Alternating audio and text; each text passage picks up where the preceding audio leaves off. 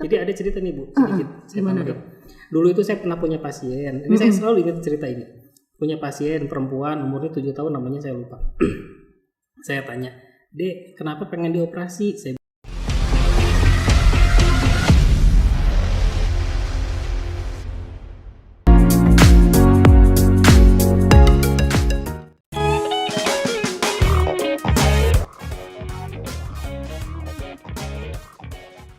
Sahabat Bayangkara dimanapun Anda berada, kembali lagi berjumpa di podcast Rumah Sakit Bayangkara dengan saya Mas Rida. Tentu di acara kita obrolan santai bermanfaat. Hari ini kita kedatangan narasumber, seorang dokter bedah spesialis bedah mulut yang hari ini di dalam memperingati HUT Bayangkara yang ke-76 kita mengundang seseorang yang jarang-jarang dipanggil, khususnya untuk yang urusan bedah-bedah mulut. Dr. Oki, spesialis bedah mulut. Mohon izin dokter, silakan memperkenalkan diri terhadap supaya sahabat-sahabat Bayangkara yang ada di luar sana bisa mengenal dokter. Ya, monggo dok, silakan. Iya, selamat siang. Saya Oki Pranata, spesialis bedah mulut. Kemudian apalagi itu aja. Ya, dokter dari mana? Kampungnya di mana? Gitu loh dok. Aslinya dari Bandung, kemudian bertugas di Pekanbaru. Sudah cukup lama di Pekanbaru dok? 2002 ya dok ya? 2002. Berarti sekitar 20 tahun ya dok? Ya hampir, tapi kan sempat sekolah gitu ya. Oh sempat meninggalkan kemudian balik lagi 2014. Oke. Sampai sekarang. Baik sahabat Bayangkara, itu perkenalan singkat kita dengan dokter bedah mulut, Dr. Oki.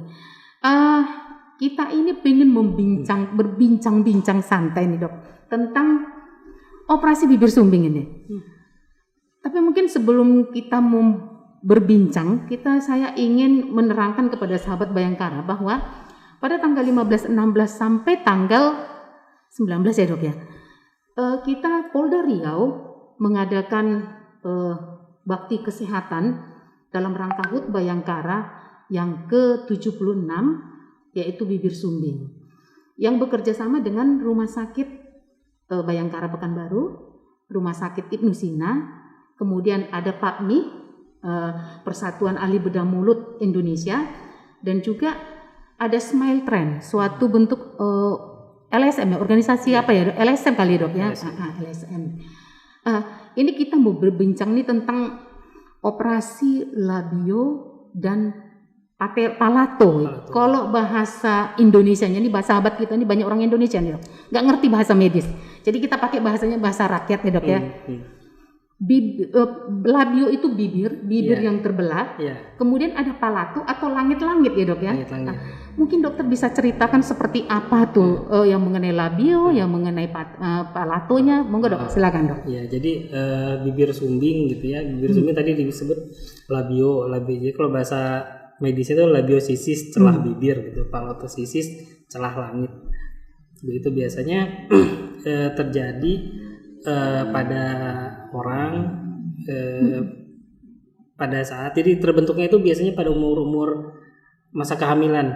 Jadi masa kehamilan 4 sampai 7 minggu gitu, kalau dia ada masalah dengan masa kehamilannya bisa terbentuk gitu, bisa tidak terbentuk bibirnya begitu ya. Jadi akhirnya terbentuk celah bibir. Kalau umpamanya lebih dari itu sampai 9 minggu gitu, nanti terjadi celah langit gitu. Nah, sampai lahir akhirnya keluar bayinya, jadi ada bayi dengan celah langit dan celah bibir begitu. Sampai sekarang juga sebetulnya kondisi ini masih lumayan banyak begitu ya di Indonesia ditemukan.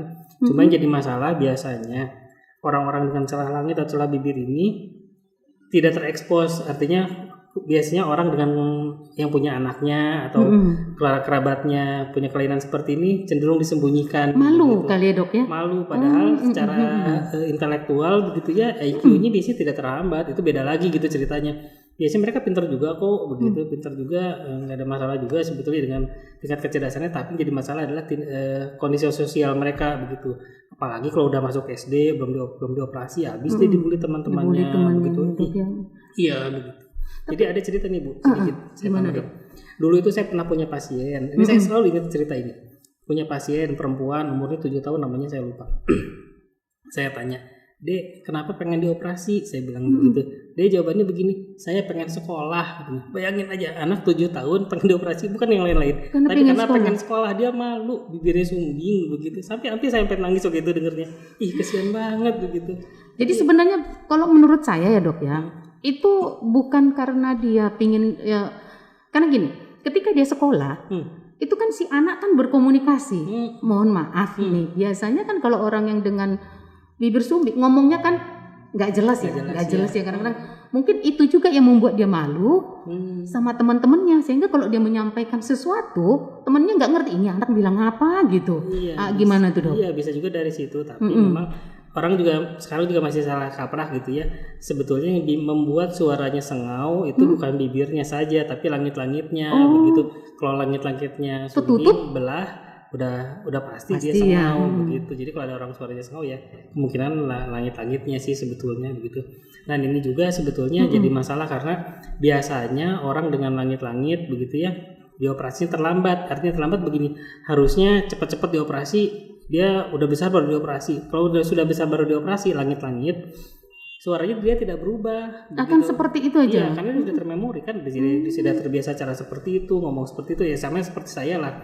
Suara saya seperti ini, cara ngomong saya seperti ini, lewat telepon pun akan selalu seperti ini. Jadi kalau umpamanya dirubah suaranya nggak bisa juga, orang umur saya suaranya begini, sama juga mereka begitu, walaupun ditutup kalau udah besar susah begitu, makanya percepat sebetulnya begitu.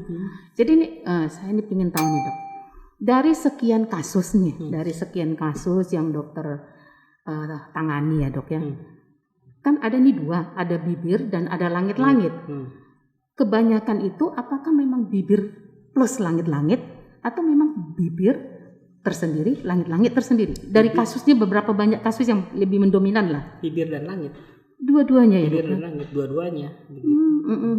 Makanya orang menganggap kadang-kadang bibirnya sumbing, makanya suara jelek begitu ya. Padahal bibir dan langit-langit begitu. Orang kan cuma lihat depannya aja. Kadang-kadang kan gini, ada orang, maaf ya dok ya, orang itu hanya dioperasi bibirnya saja, ketutup sih bibirnya, secara estetika sih bagus, nggak nampak. Tapi begitu dia ngomong, ya tetap ngomongnya yang nggak gitu, nggak jelas gitu. Nah, itu berarti langit-langitnya nggak dikerjain ya dok ya? Kemungkinan langit-langitnya tidak dikerjakan atau terlambat begitu.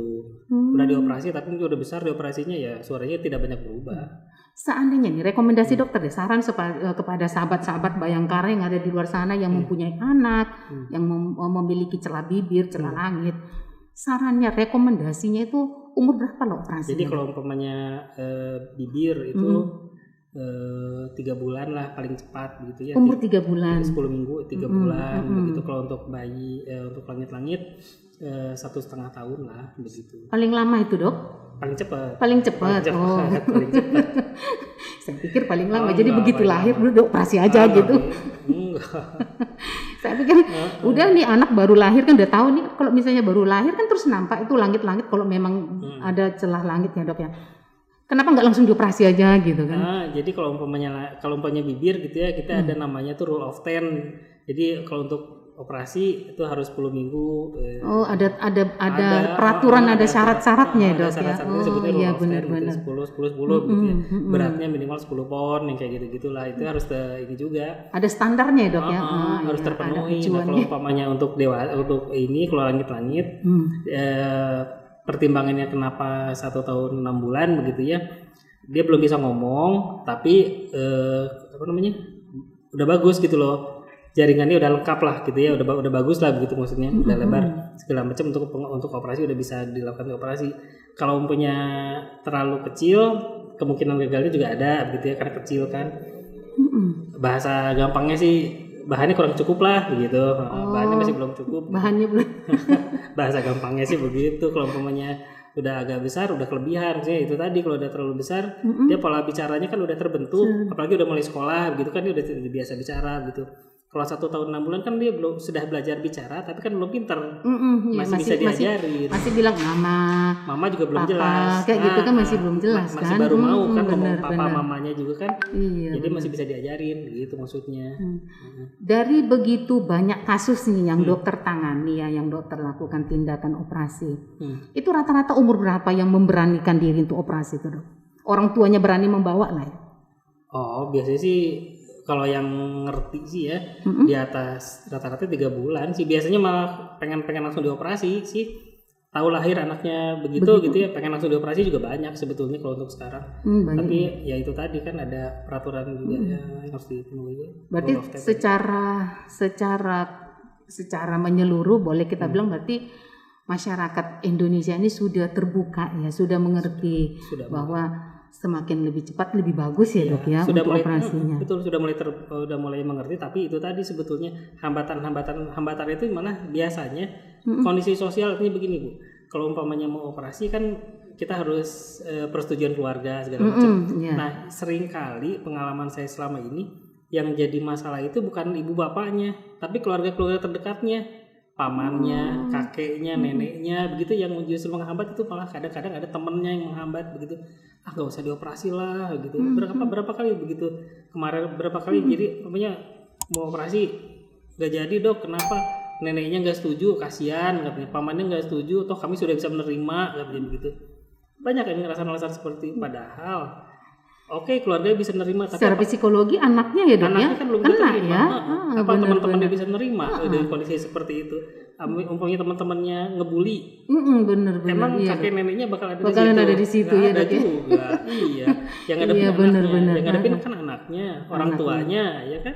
Padahal psikologi si anak yang jadi kena ya, dok ya. Iya, begitu. Jadi sahabat Bayangkara, kalau kita melihat sekarang ternyata orang tua sekarang yang mengetahui anaknya kena bibir sumbing, celah bibirnya atau langit-langitnya yang bermasalah itu sebenarnya sudah mulai terbuka, sudah mulai memahami.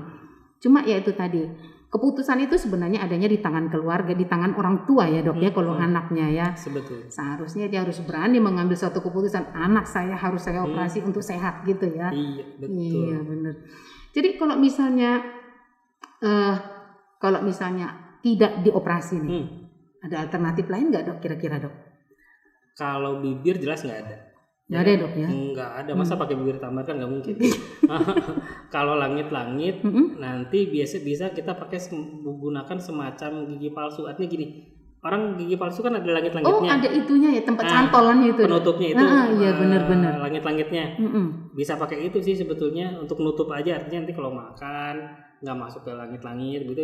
Untuk itu sih bisa aja pakai itu, tapi udah dewasa nanti ya. Apa itu nanti berpengaruh nggak, dok ya, misalnya ngomongnya, misalnya kan kalau misalnya kayak langit-langit itu terbuka kan ngomongnya kan agak jelas ya. Kalau kita pakai gigi palsu nih, nempel begitu, itu ngomongnya kira-kira makin jelas atau memang tetap aja segitu? Tetap aja karena ya. Kan jadi gini, fungsinya langit-langit penutup itu juga kan dibuatnya nggak mungkin lagi kecil. Karena kalau anak kecil pakai penutup itu, langit-langit itu, pertumbuhannya kan tidak terhambat. Pasti udah dewasa pakainya. Iya, makanya kalau udah dewasa, kita harus bilang juga gitu, kita pasti bilang sama keluarganya. Ini bisa kita operasi, tapi kalau keinginannya adalah suaranya berubah maksimal, maksudnya betul-betul berubah, nggak akan bisa. Tapi kalau sekedar menutup saja bisa, dan umpamanya sekedar pengen ditutup aja nggak mau dioperasi, udah dewasa, ya pakai penutup itu aja kan sama-sama ditutup begitu. Tapi kalau yang itu tadi keinginannya berubah segala jelas nggak bisa. Nggak bisa karena sudah dewasa ya, dok ya. Udah dewasa, udah mantep gitu suaranya ya, udah termemori lah, udah masuk gitu. Jadi kalau misalnya dioperasi nih, dok, tingkat keberhasilan nih kalau menutup langit-langit ini kan kadang-kadang kan kita makan kan mempengaruhi langit-langit juga kan makanan itu. Tingkat keberhasilannya dan tingkat kegagalannya bagaimana, dok? Nah kalau bicara tingkat keberhasilan dan kegagalan harusnya lewat survei begitu ya, atau penelitian. Itu saya belum punya sebetulnya tingkat kegagalannya, tapi yang pasti yang menyebabkan dia robek lah, katakannya robek lagi gitu biasanya adalah karena umpamanya kotor gitu, langit-langit ini kotor tuh jadi robek bisa, atau umpamanya hal-hal mekanis begitu, umpamanya anaknya kedorong apa begitu, anak kecil kan kadang-kadang pakai sedotan begitu kedorong jadi robek juga kan bisa juga begitu ya. Atau punya ada infeksi itu juga bisa sih sebetulnya. Pertanyaan terakhir nih dok, dari sekian kasus yang dokter tangani, yang berhasil berapa persen? Tingkat keberhasilan kan dari kasus dong, paling tidak kan dokter nangani ini sudah berapa tahun, katakan ada 10 kasus. Oh ternyata yang berhasil itu 7, berarti kan itu 70%, berarti kan tingkat keberhasilannya. Nah, kasus dokter sendiri loh. Kalau maunya kita bilang itu tadi saya bilang, kalau maunya kita mau bilang berapa persen keberhasilannya, kriteria berhasilnya apa dulu, begitu. Kalau cuma sekedar nempel aja banyak sih yang nempel, maksudnya emang begitu ya. Tapi kalau umpamanya tingkat yang disebut tingkat berhasil kepuasan pasien, kan itu juga harus tanya ke pasien dong. Kalau kepuasan saya begitu, maksudnya saya lihat pasien ini nggak akan pernah puas. Namanya operator pasti aja bilang, aduh ini pasti masih ada yang kurang nih, nggak akan bisa sempurna. Begitu iya, semua operator pasti bilang begitu. Mungkin aduh ini kurang sedikit, kadang-kadang karena kita yang kerja kurang 1 mili aja jadi masalah banget gitu loh di pikiran kita. Sedikit saking kepengin perfectnya sama pasien ya dok. Iya, tapi kan nggak akan bisa pernah, karena tidak akan pernah bisa sempurna begitu. Makanya kalau menjadi disebut tingkat keberhasilan seberapa jauh, kayaknya susah lah. Tapi yang jelas kalau nutup banyak ya dok ya. Kalau dan hampir ya nutup ya. Nutupnya sih nutup, tapi nutup itu ya. Tadi. Baik sahabat Bayangkara, intinya bahwa ketika kita mau mengoperasi anak kita, yang seperti tadi kata dokter, paling tidak 1,5 tahun. Kalau dia sudah besar, sudah dewasa, apalagi sudah dewasa, sudah terbentuk karakter suaranya, itu tidak akan pernah bisa berubah. Jadi jangan takut, karena sebenarnya tingkat keberhasilan, kalau menurut saya sih tingkat keberhasilan itu tertutup. Kalau untuk merubah suaranya ya kemungkinan tidak mungkin lagi, karena kan itu kan sudah bawaan. Kalau udah sudah besar. Tapi kalau untuk masih kecil kemungkinan besar bisa untuk merubah dari pola ngomong ya dok ya. Baik, demikian sahabat Bayangkara Pekanbaru dimanapun Anda berada, perbincangan kita sore hari ini semoga bermanfaat, berguna, dan seperti biasa yang selalu katakan, walaupun apapun keadaan kita, tetap tersenyum, tetap bahagia. Ya dok ya, setuju ya dok ya? Setuju. Jangan lupa untuk tetap mengikuti protokol kesehatan, dan yang terakhir, jangan lupa tekan tanda lonceng supaya sahabat-sahabat Bayangkara tidak ketinggalan berita-berita berikutnya. Baik, selamat siang. Terima kasih sahabat Bayangkara Pekanbaru. Salam presisi. Together we are strong.